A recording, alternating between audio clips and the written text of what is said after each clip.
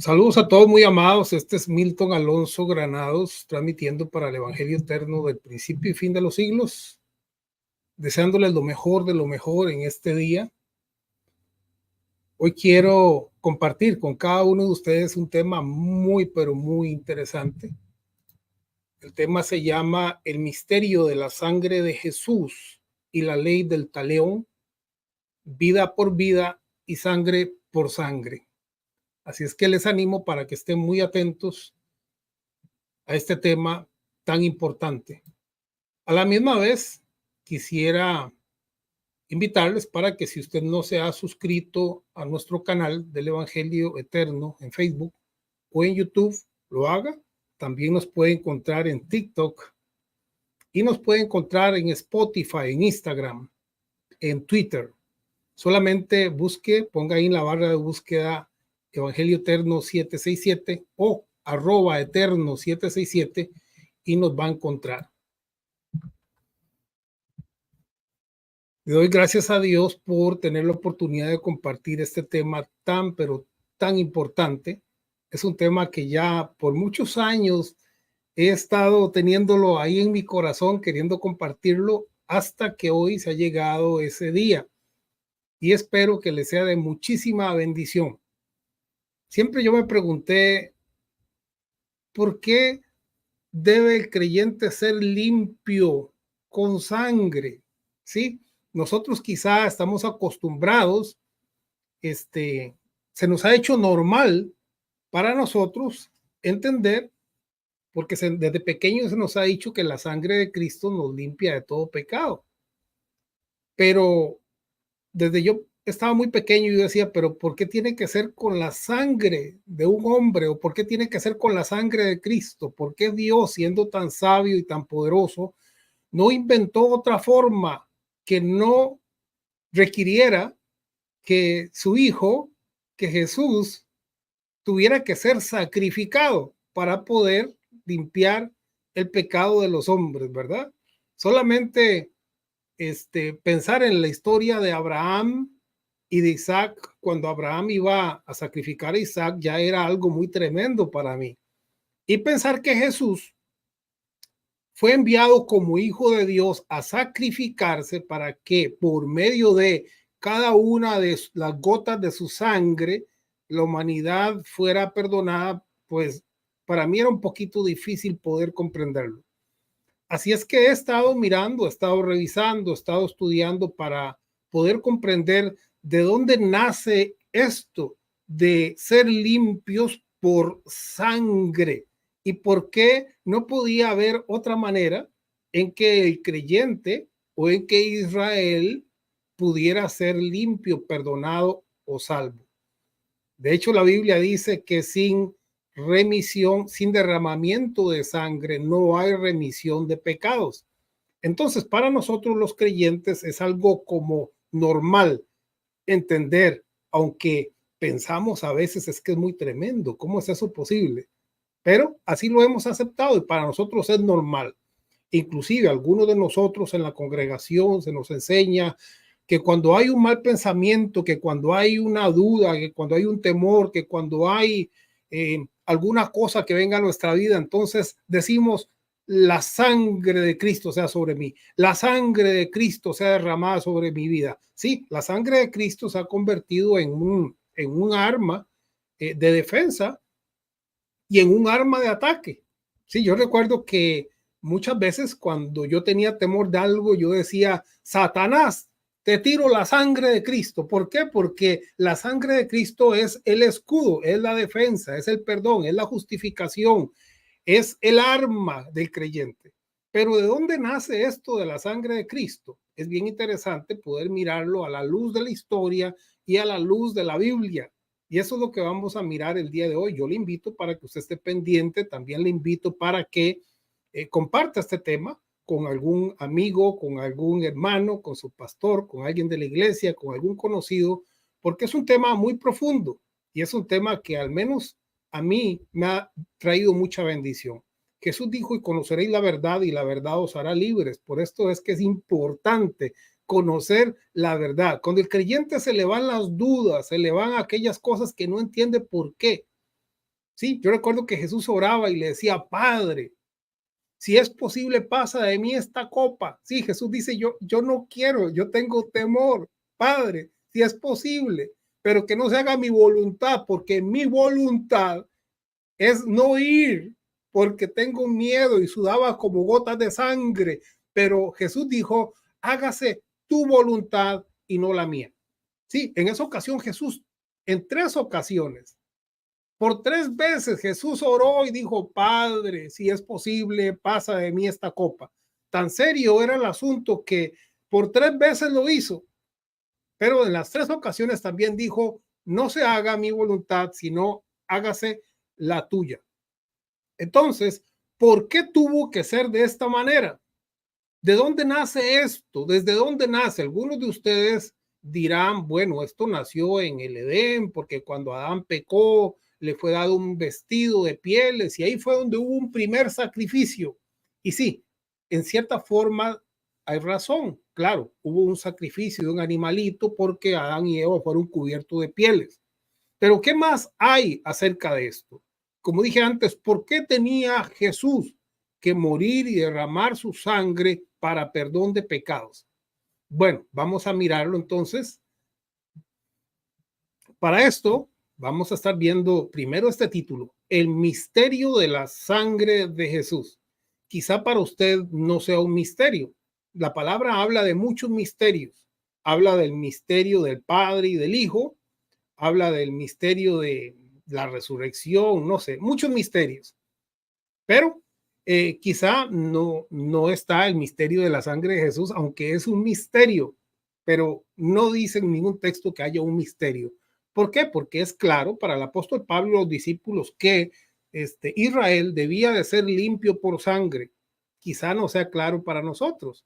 Sí, nosotros decimos, bueno, sí tenía que ser limpio porque todo lo que se hacía en Israel era con sangre, los animalitos, pero ¿por qué fue así?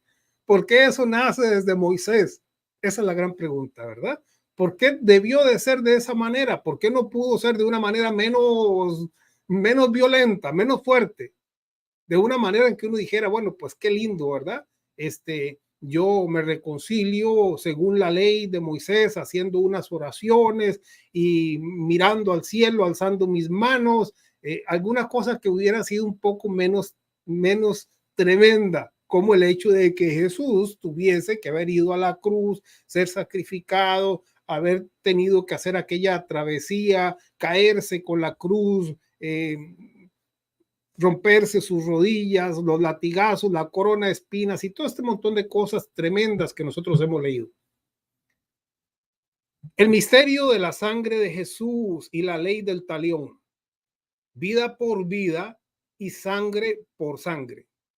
Así es la cosa con la ley del talión, así es la cosa con la ley de Moisés y así es con el sacrificio de Jesús.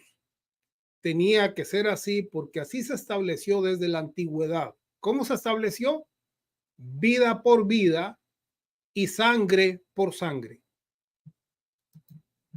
Vamos a iniciar entendiendo qué es la ley del talión.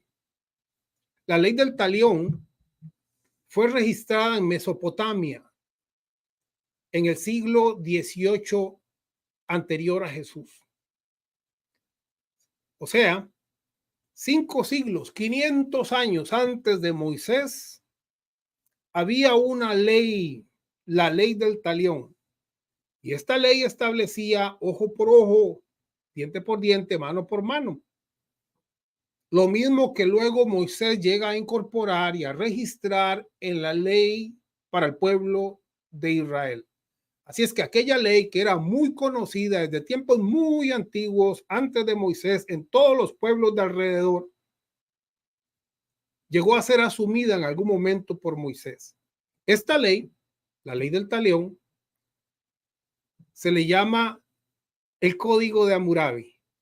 Este código fue promulgado por el rey Hammurabi de Babilonia y establece una serie de leyes para regular la sociedad y promover la justicia. Este fue uno de los edictos más importantes de aquellos tiempos, porque lo que buscaba este edicto o esta ley promulgada por el rey Hammurabi de Babilonia era la igualdad social, era promover la justicia, era erradicar o quitar, eliminar la injusticia en la nación, en Babilonia.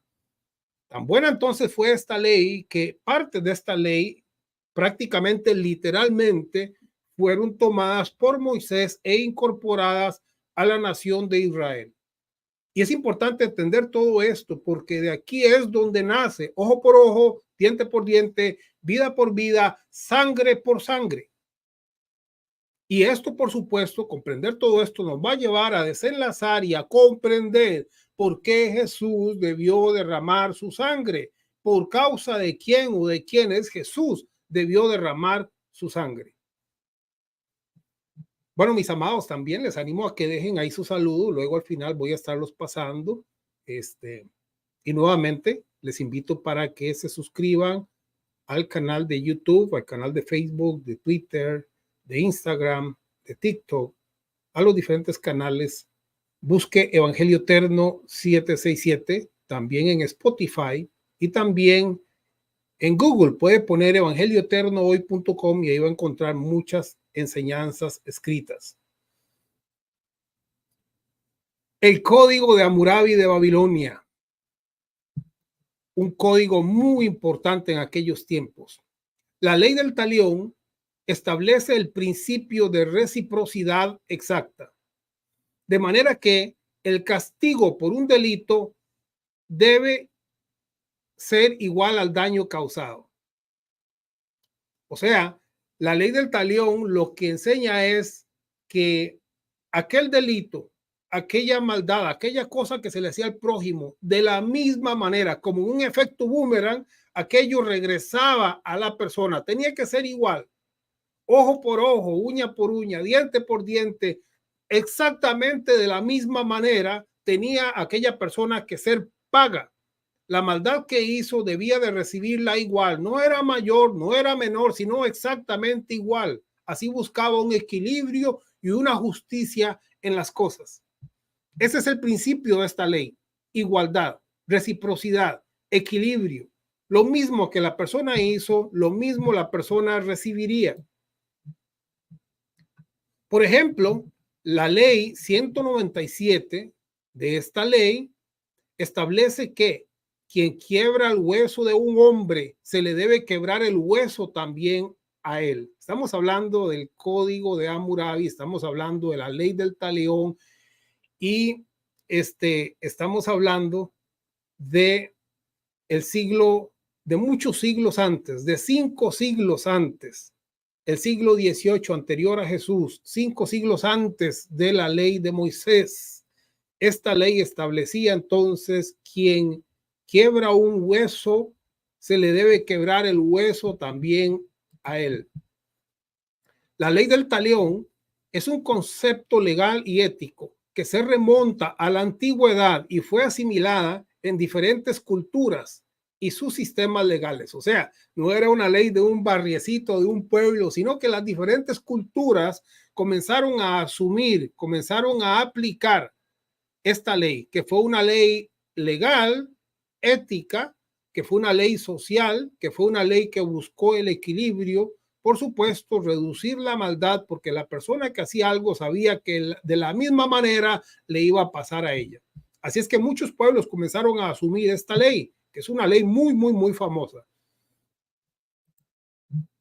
El término talión deriva de la palabra latina tallos o tale, que significa idéntico o semejante.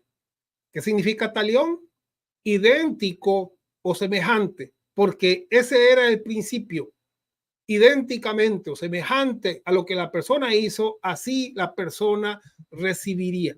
Y recuerde que es importante entender esto, porque esto nos va a traer hasta el por qué Jesús debió de ir a la cruz y el por qué Jesús debió derramar su sangre. Talión se deriva de la palabra castellana tal o tal como, ¿sí? Tal como me hizo, así le voy a hacer. Ahí comenzó esta ley, 500 años antes de Moisés. De modo que no se refiere a un castigo parecido, sino exactamente igual. No es que le voy a hacer algo parecido, no es que le voy a hacer algo peor, sino la persona se le hacía de la misma manera, porque talión significa tal o tal como. Existen similitudes y paralelismos entre los diferentes códigos mesopotámicos antiguos, como el código de Lipit-Ishtar y Ur-Nammu, escrito en el siglo XXI anterior a Jesús. O sea que habían códigos, los pueblos hacían códigos y leyes bastante semejantes a lo que fue esta ley tan famosa, la ley del talión. Ya existían códigos también semejantes y cuando la ley del talión sale, los pueblos de alrededor la asumen y comienzan a aplicarla. Y todo esto 500 años ya antes de Moisés. Sin embargo, el edicto del rey Hammurabi y la ley del talión es la más conocida debido a que Moisés la incorporó en el libro del Éxodo. Sí, literalmente esto de ojo por ojo, diente por diente, está en el Éxodo y había sido escrito en el código de Hammurabi, en la ley del talión. Por esto es que la ley del talión viene a hacerse tan famosa porque en el texto Moisés escribe uno de los edictos o una de las leyes que ya estaban 500 años atrás escritas en el código de Hammurabi, promulgadas por el rey Hammurabi en la ley del talión. Moisés nació en el siglo XIV, 400 años después de promulgada la ley del talión por el rey Hammurabi de Babilonia. Los libros de Moisés fueron compilados y redactados a partir de diversas fuentes en los siglos 7 y 6 anterior de Jesús. Sí, o sea, que muchas de las cosas que Moisés dijo o que escribieron acerca de Moisés, de Génesis hasta Deuteronomio, todo esto llegó a ser escrito de diferentes tablas y de diferentes lugares, fue tomado y fue unificado, redactado, compilado, puesto en 5 libritos en el siglo 6 y 7 antes de Jesús. En el siglo 6 anterior a Jesús, entonces escribieron cosas que sucedieron en el siglo 15. Sí, muchos años después. Cosas que habían sucedido en el código Hammurabi, cosas que habían sucedido en la travesía de Moisés a través del desierto. Todo esto fue escrito en el siglo 6 y 7, o fue compilado, quiero decir. Continuamos entonces haciendo un poquito de historia sobre Moisés. En ellos, en los libros de Moisés, Moisés hace referencia a la ley del talión. En Éxodo, capítulo 21, versos 23 al 25, dice: pagarás vida por vida, ojo por ojo, diente por diente, mano por mano. Y ahí sigue explicando Moisés la ley del talión, la ley de la equivalencia, la ley de tal como o de la misma manera que has hecho se te va a hacer. Vamos entonces a entender un poquitito lo que es la ley de Moisés, sangre por sangre y vida por vida. ¿Por qué? Porque para poder entender la obra de Jesús, el sacrificio de Jesús, debemos de comprender primero entonces cómo funciona esto de ojo por ojo, diente por diente, vida por vida, sangre por sangre. Recuerden que todo esto nace muchísimo antes en culturas antiguas, pero luego Moisés lo incorpora a la ley de Israel. Recordemos que el gran pecado de Israel, ¿cuál fue el gran pecado de Israel? Bueno, hubieron muchos, ¿sí? Estaba la idolatría, había muchos, pero hubo uno que fue citado por Jesús. El gran pecado de Israel fue derramar la sangre de los profetas y también la sangre de Jesús. Pero Israel había derramado la sangre de los profetas y por haber derramado la sangre de los profetas, eso también le iba a ser cobrado a Israel. ¿Por qué? Ojo por ojo, diente por diente, vida por vida, sangre por sangre. Todo esto es lo que se establece en la ley de Moisés. Según la ley del talión y la ley de Moisés, esta sangre sería demandada al pueblo de Israel. ¿sí? La sangre que derramaba Israel, la sangre le sería demandada al pueblo de Israel. Por ejemplo, en Génesis capítulo 9, verso 6 dice, el que derramare sangre de hombre, por el hombre su sangre será derramada. Este es un texto base para poder entender la obra de Jesús. ¿Por qué? Porque la ley dice, y cuando hablo de la ley estoy hablando que la ley para los judíos, la Torá, es desde el Génesis hasta el Deuteronomio. La ley dice, el que derrama sangre de hombre, por el hombre su sangre será derramada. De tal manera que era sangre por sangre.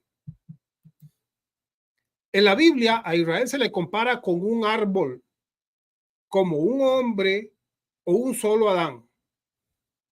De manera que el pecado de uno fue el pecado de todos. ¿Sí? Cuando Dios hablaba con Israel, hablaba como si estuviera hablando con Adán, con un solo hombre. En alguna ocasión se habla de que Israel es un árbol y cómo le sucedían cosas a aquel árbol, porque era comparado a un árbol, era comparado a un hombre, a un solo Adán.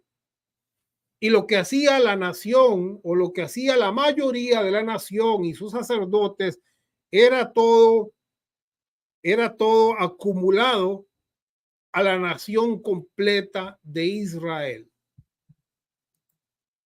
Por esta razón, Jesús dice en Mateo capítulo 23, verso 25, para que venga sobre vosotros toda la sangre justa que se ha derramado sobre la tierra, desde la sangre de Abel el justo hasta la sangre de Zacarías. Jesús estaba hablando de lo que sucedería en el año 70 y les estaba diciendo a la nación, para que venga sobre ustedes la sangre justa que se ha derramado sobre la tierra, desde el principio, desde Abel hasta la sangre de Zacarías. Aquí Jesús les estaba diciendo, la ley de Moisés va a aplicar, es sangre por sangre, ojo por ojo, diente por diente. La ley del talión, la ley antigua, va a aplicar para Israel.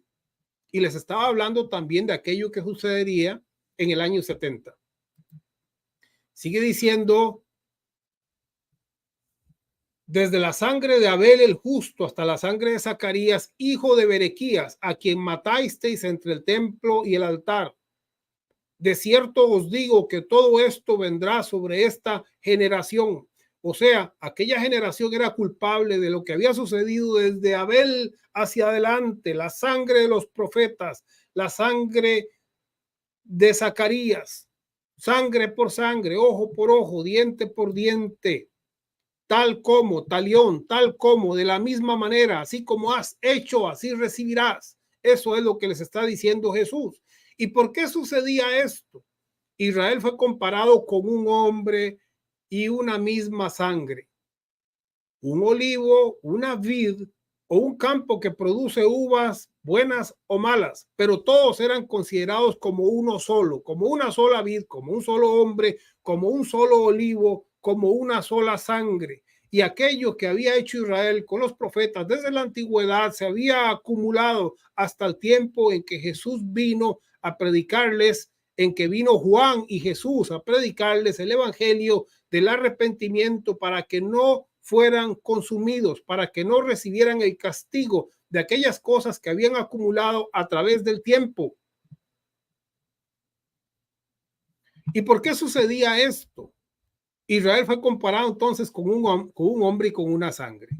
Por esto sucedía, sencillamente, ellos fueron culpables de lo bueno o de lo malo desde el principio de la fundación, desde el Génesis y desde la fundación de la nación. Ya desde el Génesis, la Biblia dice, ¿qué dice la Biblia? Cada semilla produzca según su género. E Israel era un árbol que daba semilla, y aquella semilla que había producido era una semilla de sangre, era una semilla de muerte, era una semilla de asesinato. Y entonces esa semilla había producido y venía el tiempo en que estaba germinando, y Jesús les advierte de aquello que estaba sucediendo porque Israel era culpable de sangre, la sangre de los profetas, desde la sangre de Abel hasta la sangre de Zacarías. Además, la ley del talión y posteriormente la ley de Moisés estableció, ¿qué estableció? Ojo por ojo, diente por diente y sangre por sangre. Quien derramase la sangre de un hombre, su sangre sería derramada. E Israel había derramado mucha sangre de los profetas enviados con la palabra del Señor. Recordemos que en Mateo capítulo 27, versos 24 y 25, Israel se culpó a sí misma de la sangre de Jesús. El texto explica que, viendo Pilato que nada adelantaba, sino que se hacía más alboroto, tomó agua y se lavó las manos delante del pueblo. Sí, Pilato dice, yo no quiero caer en esta culpa, yo no quiero ser culpable de sangre. Pilato entendía la ley del talión. Pilato entendía la ley de Moisés. Y Pilato dice, aquí yo no quiero ser culpable, así es que lo que ustedes escojan va a ser cosa de ustedes. Y él simbólicamente se lavó las manos para que la decisión que tomase Jerusalén cayera sobre ellos. Y Jerusalén también conocía la ley de Moisés. Pilato dice entonces, inocente yo soy de la sangre de este justo, allá vosotros. Y respondiendo todo el pueblo dijo, su sangre sea sobre nosotros y sobre nuestros hijos. Oiga, amados, qué terrible, qué condenación. Porque no solamente la ley decía sangre por sangre, quien derrame sangre de hombre será culpable y su sangre será derramada. Eso decía la ley. La ley decía ojo por ojo y diente por diente. Israel lo sabía. La ley del talión lo había establecido muchos años atrás y ellos lo conocían y lo sabían. Por eso Pilato se lavó las manos y dice, yo no participo de esto, yo no soy culpable, yo me lavo las manos, allá ustedes, si sacrifican sangre inocente. Y entonces el pueblo dice, su sangre sea sobre nosotros. Y no solo sobre nosotros, sino también sobre nuestros hijos. Qué tremendo esto. Qué tremendo esto, porque como un padre toma una decisión y dice, la sangre de este hombre sea sobre mí, yo me hago responsable, yo derramo sangre, yo pago con sangre, pero ellos dijeron, no solo nosotros, no, que caiga también su sangre sobre nuestros hijos. Aquí es importante entender esto porque es clave, porque aquí se explica el por qué la sangre de Jesús perdona pecados, porque en este momento en que Jerusalén dice su sangre caiga sobre nosotros y sobre nuestros hijos, ellos están diciendo nosotros nos hacemos responsables o culpables. La condenación por la vida de este hombre caiga sobre nuestras vidas y sobre nuestros hijos. Aquí es importante enfocar que el sacrificio de Jesús se está limitando a lo que es el pueblo de Israel, porque era la ley del talión, que luego fue tomada por la ley de Moisés, que establecía que cuando la sangre de un hombre se derramaba, la otra persona debía de pagar por esa sangre de la misma manera. O sea, así como la persona era muerta o asesinada, la nación o el pueblo o el que fuese culpable también debería de morir y ser asesinado y derramar su sangre. Ojo por ojo y diente por diente. Israel aquí se hizo culpable, de tal manera que la sangre de Jesús en ese momento vino a ser una sangre de condenación. ¿Por qué era de condenación? Porque establecía, si ustedes me matan a mí, entonces ustedes también serán muertos por una muerte igual. Mi sangre es derramada, ahora la sangre de ustedes es derramada porque ustedes son culpables, no solamente porque yo lo diga, sino porque la ley lo establecía. Y no solamente porque la ley lo establecía, sino porque la misma Israel dijo, su sangre caiga sobre nosotros y sobre nuestros hijos. O sea, sobre toda la nación. Nosotros nos hacemos responsables. Vamos a sacrificarlo, vamos a matarlo y que esa sangre caiga sobre nosotros. A ellos, como quien dice, nos da igual matémoslo. Y si hay responsabilidad, si hay obligación, si hay culpa, si hay algún problema, entonces que caiga sobre nosotros los padres y que caiga también sobre los hijos. Aquí entonces es donde comienza a comprenderse el misterio o el significado de la sangre de Jesús para la nación de Israel. Recordemos que el evangelio que Jesús trajo dijo: no vayan a camino de gentiles, no vayan por aldea de samaritanos, porque ese era el evangelio del reino que venía a cumplir las promesas al pueblo de Israel. Todavía la gracia y estas cosas no habían venido al pueblo gentil. Entonces, lo que sucedía aquí era específico para el pueblo de Israel. Su sangre caiga sobre nosotros y sobre nuestros hijos. Pedro, en Hechos capítulo 3, versos 14 y 15, le recrimina al pueblo: mas vosotros negasteis al santo y al justo y pedisteis que se os diese un homicida. Pedro le recrimina y les culpa y dice: recuerden que ustedes prefirieron a un ladrón, a un homicida, antes que a Jesús. Ustedes dijeron: sacrifiquen a este y suelten al asesino, al homicida, al ladrón, pero sacrifiquen a este. De tal manera que él le dice: ustedes son culpables por la muerte y por la sangre del justo. Y le sigue diciendo: y matasteis al autor de la vida, a quien Dios ha resucitado de los muertos, de lo cual nosotros somos testigos.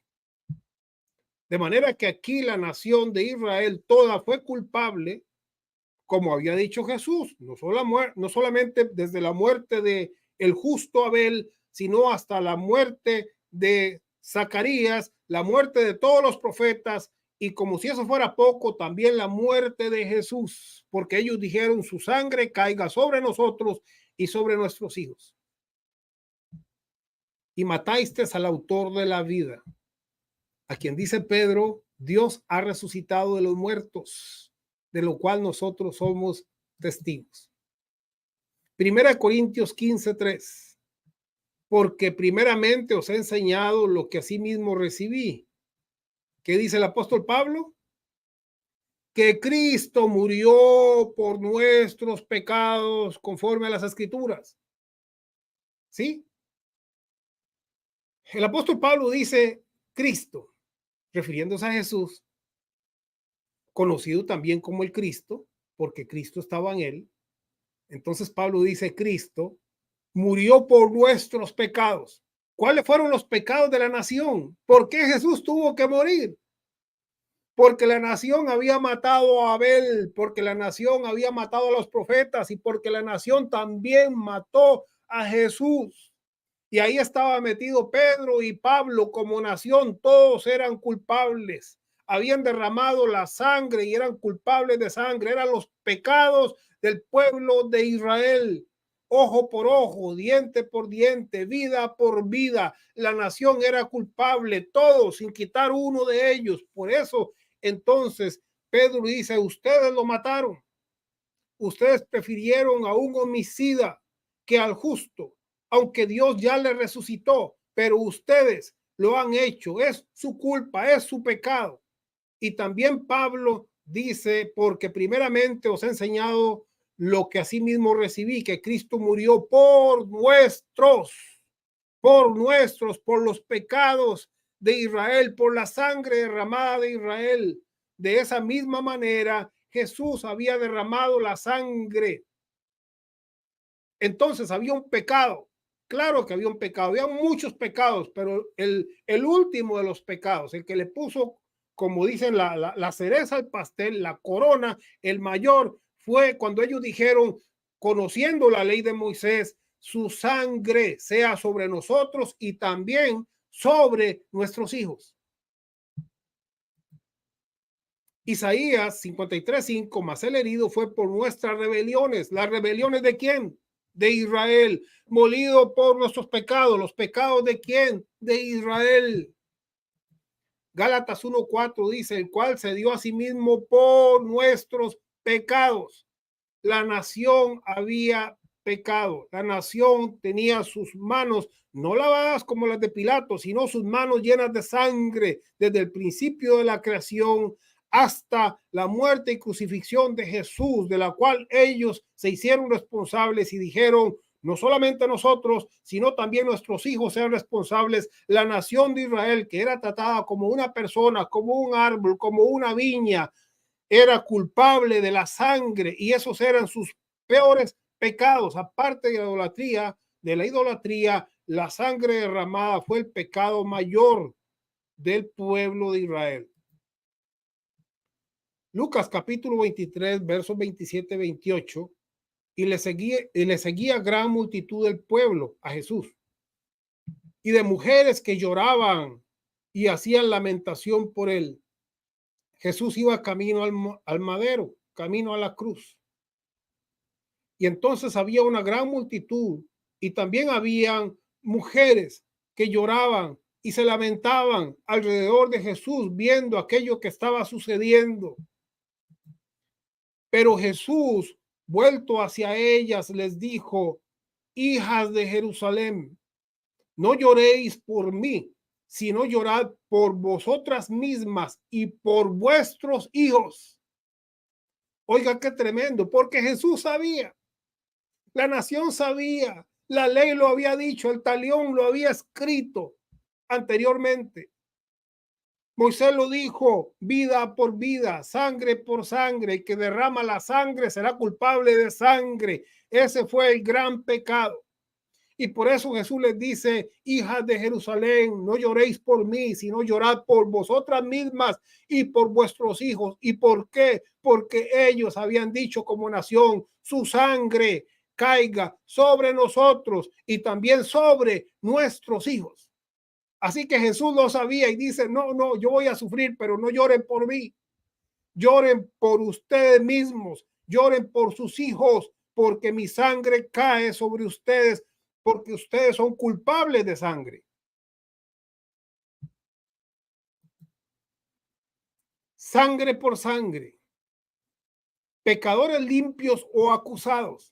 Aquí es donde Israel se enfrenta al gran dilema, y aquí es donde se explica el misterio de la sangre de Cristo. Israel era culpable de la sangre de los profetas. Israel fue culpable de la sangre de Jesús. Ellos dijeron: su sangre sea sobre nosotros y sobre nuestros hijos.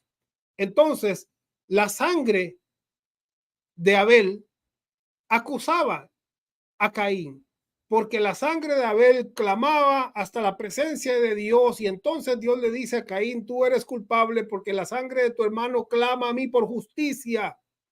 La sangre de Abel delante de Dios decía: sangre por sangre, me mató, este tiene que morir. La ley del talión, la ley de Moisés. Entonces la sangre de Abel acusaba a Caín. Y en esta manera la sangre de Cristo era una sangre que estaba como la sangre de los profetas y la sangre de Abel, acusando a la nación del crimen y del pecado que habían hecho a través de los tiempos y que culminaron crucificando a Jesús. Entonces esa sangre era la sangre de la culpa de la nación. Pero esa sangre también podía volverse la sangre del perdón de la nación. Fue una opción que vino, era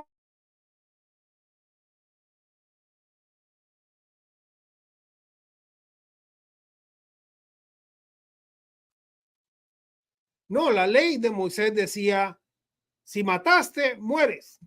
Ojo por ojo, diente por diente, hueso por hueso, sangre por sangre. Si derramaste una vida, entonces debes de pagar con tu vida. Pero la gracia trajo una opción diferente para Israel y les dice: ustedes son culpables. Según la ley, a través de los tiempos se ha acumulado la sangre de los profetas. Pero si ustedes se arrepienten de corazón, si ustedes mueren al yo, si ustedes logran de ser resucitados a una vida nueva a través de la fe, entonces sus pecados vienen a ser perdonados. De eso se trataba. El juicio venía sobre Israel. En el año 70, Jerusalén sería completamente destruida, su templo quemado, pero los creyentes que creyesen en el perdón y se arrepintieran de todo corazón y nacieran de nuevo al reino de Dios, ellos serían excluidos de aquel juicio que venía desde muchísimo antes a través de los tiempos según la ley. Lucas capítulo 23, verso 34. Y Jesús decía, Padre, perdónalos porque no saben lo que hacen. Jesús conocía bien lo que estaban haciendo. No estaban solamente matando a un hombre. Israel se estaba matando a sí misma porque era culpable de la sangre de los profetas, de Abel y ahora de la sangre de Jesús. Como nación se culpaba y la ley decía, quien mata debe de morir. Entonces Jesús entendía eso. Por eso cuando las mujeres lloraban por él les dice, no lloren por mí, lloren por ustedes y por sus hijos, porque son ustedes los que han dicho, su sangre caiga sobre nosotros y sobre nuestros hijos. Eran culpables. Y por esto Jesús en su último momento dice, perdónalos, porque ellos no tienen ni idea de lo que están haciendo y de la culpa que se están echando encima y de los pecados que están cometiendo y de cómo al derramar mi sangre y matarme a mí, también ellos habrán de morir, porque es sangre por sangre, vida por vida. Y esto se llevó a cabo en el año 70, donde miles de hombres, mujeres y niños murieron, según lo que estaba establecido en la ley. Jesús conocía lo que decía la ley, lo que Israel había acumulado, el karma, la ley del boomerang, todo aquello que iba a venir sobre Israel. Jesús se lo dijo. Por eso Juan y Jesús les hablaban de arrepentimiento para que no les cayera ese juicio acumulado a través de los tiempos. Hebreos 9:22. Y sin derramamiento de sangre no hay remisión de pecados. ¿Por qué? ¿Por qué no podía haber perdón de pecados sin derramamiento de la sangre? ¿Por qué? Porque establecido en la ley estaba, es sangre por sangre. Mataste a alguien, ahora tú debes de morir. Y entonces el apóstol, el escritor a los hebreos dice, de la misma manera en que Israel derramó de la sangre, en lugar de destruir a toda la nación, aquellos que se arrepientan, aquellos que se conviertan, pueden entender que la oración de Jesús que dijo, Padre, perdónalos, tiene algún valor y pueden ser perdonados y pueden ser salvados y pueden escapar de la ira del juicio venidero que se avecinaba sobre Israel. Como dijo Pedro, los cielos y la tierra, los elementos ardiendo serían destruidos, los rudimentos, la nación, su sistema de culto, todo eso sería destruido. El juicio venía sobre Israel y habrían cielos nuevos y tierra nueva. Todas las cosas cambiarían. Cielos nuevos y tierra nueva era algo que sucedía cada vez que había un cambio muy grande. Hubieron cielos nuevos y tierra nueva cuando Adán y Eva tuvieron que enfrentarse a la realidad y salir del huerto del Edén. Hubieron nuevos y tierra nueva cuando Noé, el arca, se posó sobre el monte, porque entonces el mundo antiguo quedó atrás y vinieron cielos nuevos y tierra nueva. Vinieron cielos nuevos y tierra nueva para Israel cuando aceptó el pacto de la ley, porque las cosas cambiaron para Israel. La ley decía, si haces esto, serás bendecido, y si haces esto, serás maldecido, y entonces los cielos se cerrarán como una cortina de bronce y no lloverá, y vendrán estas maldiciones. Entonces, cielos nuevos, buenos o malos, pero los cielos cambiaban. Y los cielos estaban a punto, había una tormenta al frente y estaban a punto de cambiar para Jerusalén. Por eso es que en Hebreos dice, sin derramamiento de sangre no hay remisión de pecados. ¿Por qué? Porque ellos eran culpables de la sangre desde el principio de la fundación del mundo, según la Biblia. Y todo eso se había acumulado. Pero Jesús dice, yo voy como un cordero y la sangre mía que los va a culpar, los va a terminar de destruir si no se arrepienten, porque no es solamente la sangre mía, sino la sangre también de Abel y la sangre de los profetas, porque es la ley aplicada. Eso era lo que ocurría. O mi sangre te condena o mi sangre te perdona. Eso es lo que sucedía en la nación de Israel. Ojo por ojo, diente por diente, sangre por sangre. Ah, pero yo no quiero morir. Entonces me aferro a la sangre del perdón y digo, yo creo a la palabra de Jesús que dijo, perdónalos porque no saben lo que hacen. y eso le ayudaba a la nación entonces a escapar de la ira del juicio y del cumplimiento de la ley mosaica sobre cada uno de ellos. Por eso, sin derramamiento de sangre no había remisión de pecados. ¿Por qué? Porque alguien tenía que morir. La ley decía vida por vida, sangre por sangre. Esto es importante que quede claro.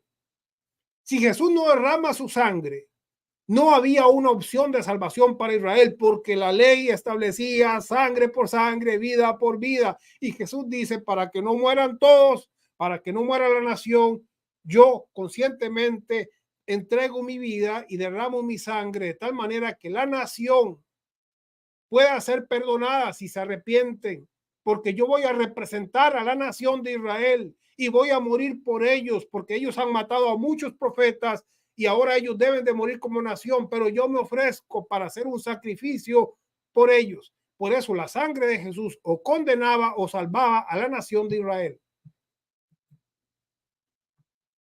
Hebreos 12:24 dice, a Jesús, el mediador del nuevo pacto, y la sangre rociada que habla mejor que la de Abel. Si la sangre de Abel se oía delante de la presencia del Señor, mayormente la sangre de Jesús clamaba con más fuerza, y la sangre de Jesús en ese momento podía condenar o podía salvar. Por esto mismo en Hebreos habla de aquellos que toman por inmunda la sangre de Cristo y dice cuánto mayor pecado y juicio y hervor de fuego vendrá sobre ellos. ¿Por qué? Porque ya la nación era culpable de la sangre de los profetas y también de la sangre de Jesús. De tal manera que quien tomaba por inmunda la sangre y no se arrepentía, el pecado era doble o triple y era peor. Y el escritor dice, ¿cuánto mayor castigo? ¿Qué más va a pasar con ellos? Si ya son culpables y deben de morir, deben de ser crucificados, sacrificados y muertos, sangre por sangre, ¿qué más? ¿Cuánto mayor castigo vendrá sobre ellos si ellos no se aferran a la sangre de aquel que dijo, perdónalos porque no saben lo que hacen? Hebreos 9:14, cuánto más la sangre de Cristo limpiará vuestras conciencias de obras muertas para que sirváis al Dios vivo. Hebreos, la carta escrita para los hebreos, para los judíos. Y el escritor a los hebreos les dice, cuánto más la sangre de Cristo les puede limpiar. Porque si la sangre de Cristo clama mejor que la sangre de Abel, y la sangre de Abel subía hasta la presencia del Señor, culpando y recordando y diciendo, fue Caín que me mató, entonces la sangre de Cristo también subía y podía ser de condenación o podía ser de salvación, para limpiar la conciencia de los judíos, para perdonarles. Ahora, hablamos de esto y pensamos, ¿qué tiene que ver la sangre de Cristo con mi persona? Somos todos culpables de la sangre de Cristo, aunque no seamos israelitas. Somos todos salvos por la sangre de Cristo, según la doctrina paulina.